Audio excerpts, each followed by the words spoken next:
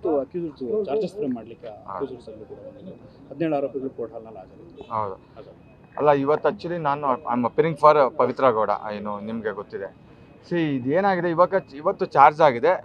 ಟ್ರಯಲ್ನ ಡೇಟ್ನ fix ಮಾಡೋದಕ್ಕೆ ಅಂತ 10/11ಗೆ date ಕೊಟ್ಟಿದ್ದಾರೆ.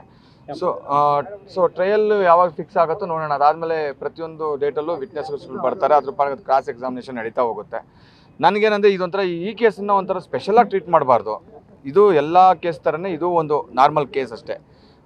ಅದೇ ಥರನೇ, ಯಾಕಂದರೆ ಇದೊಂದು ಒಂಥರ ಹೈಪಾಗಿ ಹೋಗೋದ್ರಿಂದ ಇದೊಂಥರ ಅದನ್ನು ಬೇರೆ ಥರನೇ ಒಂದು ತಗೊಂಡು ಇದೊಂಥರ ಸ್ಪೆಷಲ್ ಕೇಸಾಗಿ ಟ್ರೀಟ್ ಮಾಡಬಾರ್ದು ಅನ್ನೋದು ಒಂದು ಇವತ್ತು ಕೋರ್ಟಲ್ಲಿ ಕೂಡ ನಾವು ಹೇಳಿದ್ದು ಕೂಡ. ಯಾರೂ ಒಪ್ಕೊಂಡಿಲ್ಲ. ಯಾರು ಒಪ್ಕೊಳ್ಳೋ ಪ್ರಶ್ನೆನೇ ಬರೋದಿಲ್ಲ. ಅವ್ರ ಇನ್ವಾಲ್ವ್ಮೆಂಟೇ ಇಲ್ಲ ಅಂತ ಅಂದಾಗ ಒಪ್ಕೊಳ್ಳೋ ಪ್ರಶ್ನೆನೇ ಇಲ್ಲ. ಏನಾಗಿದೆ, ಎಲ್ಲ ಕೇಸಲ್ಲೂ ಪೊಲೀಸ್ನವ್ರು ಇನ್ವೆಸ್ಟಿಗೇಷನ್ ಮಾಡೋದೆಲ್ಲ ರೈಟ್ ಅಂತ ಅರ್ಥ ಅಲ್ಲ.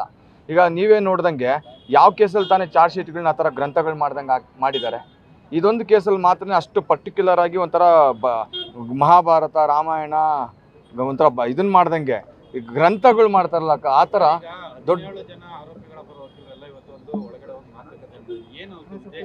ಅಲ್ಲ, ಏನಿಲ್ಲ, ಒಂದು ಕಲೆಕ್ಟಿವ್ ಆಗಿ ಹೋಗ್ಬೇಕು ಅನ್ನೋದು. ಯಾಕಂದ್ರೆ ಅಲ್ಲಿ ಎಲ್ಲ ಇನ್ನೋಸೆಂಟ್ಸ್ ಇದ್ದಾರೆ. ಅವ್ರಿಗೆ ಇಲ್ಲಿ ಏನು ನಡೆದಿದೆ, ಎಷ್ಟೋ ಜನಕ್ಕೆ ಈ ಕೇಸಲ್ಲಿ 17 ಜನದಲ್ಲಿ ಎಷ್ಟೋ ಜನಕ್ಕೆ ಈ ಕೇಸಲ್ಲಿ ಯಾಕೆ ಅಕ್ಯೂಸ್ ಆಗಿ ಬಂದಿದ್ದೀನಿ ಅನ್ನೋದೇ ಎಷ್ಟೋ ಜನಕ್ಕೆ ಗೊತ್ತಿಲ್ಲ. ಅದೊಂದು ಮೇಲ್ನೋಟಕ್ಕೆ ಹೆಂಗೆ ಕಾಣುತ್ತೆ ಅಂದರೆ, ಇನ್ವಾಲ್ವ್ಮೆಂಟ್ ಅವ್ರದ್ದು ಇರೋದಕ್ಕೆ ತಾನೇ ಇವರೆಲ್ಲ ಅಕ್ಯೂಸ್ ಬಂದಿದ್ದಾರೆ, ಹಂಗಾರೆ ಪೊಲೀಸ್ನವರೆಲ್ಲ ಹಂಗೆ ಸುಮ್ಮನೆ ಆಗ್ತಾರ ಅಂತ. ಸಮ್ಟೈಮ್ಸ್ ಸುಮ್ಮನೆ ಆಗ್ತಾರೆ.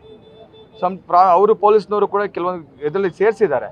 ಇವಾಗ ದರ್ಶನ್ ಆ ಮಟ್ಟಕ್ಕೆ ಪಾಪ ಅವ್ರನ್ನ ಟಾರ್ಗೆಟ್ ಮಾಡಿ ಇಷ್ಟೆಲ್ಲ ತೊಂದರೆ ಮಾಡೋದು. ಅದರಿಂದಗಳ ಭಾಳ ಬೇರೆ ಬೇರೆ ಮೋಟಿವೇಶನ್ಸ್ಗಳು ಇರ್ತವೆ. ಪೊಲಿಟಿಕಲಿ ಮೋಟಿವೇಶನ್ಸ್ ಇರುತ್ತೆ.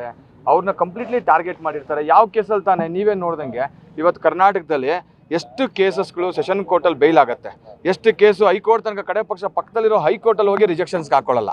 ಅಂಥದ್ರಲ್ಲಿ ಇದೊಂದು ಕೇಸನ್ನು ಮಾತ್ರ ಪರ್ಟಿಕ್ಯುಲರ್ ಸುಪ್ರೀಂ ಕೋರ್ಟ್ಗೆ ಹೋಗಿ ರಿಜೆಕ್ಷನ್ ಹಾಕ್ಕೊಂಡು ತುಂಬ ಟಾಪ್ ಮೋಸ್ಟ್ ಲಾಯರ್ನ ಎಂಗೇಜ್ ಮಾಡಿ ಅದಕ್ಕೆ ಗೌರ್ಮೆಂಟ್ ಬೇರ್ ಮಾಡಿ ಇಷ್ಟೆಲ್ಲ ಮಾಡ್ತಾರೆ ಅಂದರೆ ಈ ಕೇಸಲ್ಲಿ ಒಂಥರ ಸ್ಪೆಷಲ್ ಇಂಟ್ರೆಸ್ಟ್ ಇಟ್ಕೊಳ್ತಾನೆ ಮಾಡ್ತಾ ಇದ್ದಾರೆ.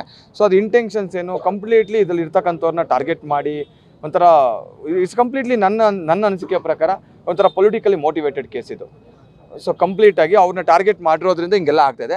ತೊಗೊಂಡು ಹೋಗ್ಬೇಕು, ಒಂದು ನಮ್ದೇನಂದರೆ ಒಂದು ಕಲೆಕ್ಟಿವ್ ಆಗಿ ಹೋಗಬೇಕು ಅನ್ನೋದು ಅಷ್ಟೇ. ನಾವು ಇವತ್ತೊಂದು ಡಿಸ್ಕಷನ್ ಮಾಡಿದ್ದು ಕೂಡ, ಬೇರೆ ಏನೂ ಇಲ್ಲ. ನೆಕ್ಸ್ಟ್ ವಿಟ್ನೆಸ್ಗಳು ಬರ್ತಾರೆ, ವಿಟ್ನೆಸ್ಗಳು ಒಂದೊಂದೇ ಎಕ್ಸಾಮಿನೇಷನ್ನು, ಕ್ರಾಸ್ ಎಕ್ಸಾಮಿನೇಷನ್ನು, ಚೀಫು ಅದು ಇದು ನಡೆಯುತ್ತೆ.